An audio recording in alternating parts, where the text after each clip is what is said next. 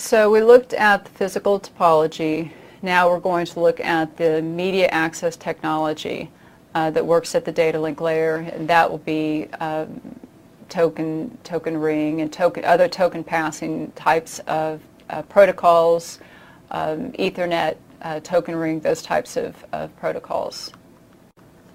So when I talk about the MAC level, the media access control level, it's not just that it's doing framing, and it's not just that it's doing encoding of the frame that's getting ready to be turned into electricity. What's also going on is how the computer is going to deal with any type of errors, if you have transmission errors, or to try to ensure that messages or frames don't collide on the network itself. So there's different types of technologies built in to determine how computers are going to talk to each other, how they're going to deal with errors, how they're going to deal with any type of collisions that take place. So we're going to look at what's called CSMA CD, CSMA CA, token ring, token passing, polling. These are the types of things that help computers basically architect how they're going to communicate to each other.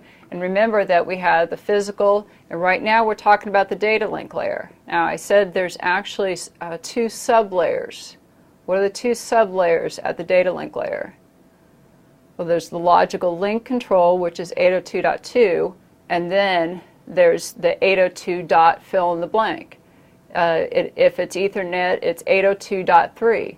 If it's wireless, it's 802.11. So we're talking about basically the bottom part of the data link layer.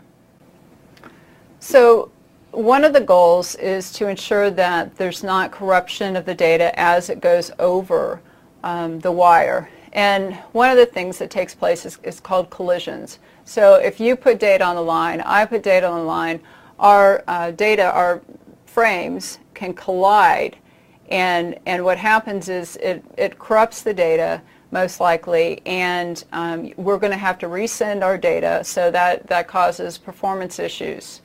So one of the components of trying to ensure that communication takes place smoothly is to ensure that collisions don't happen.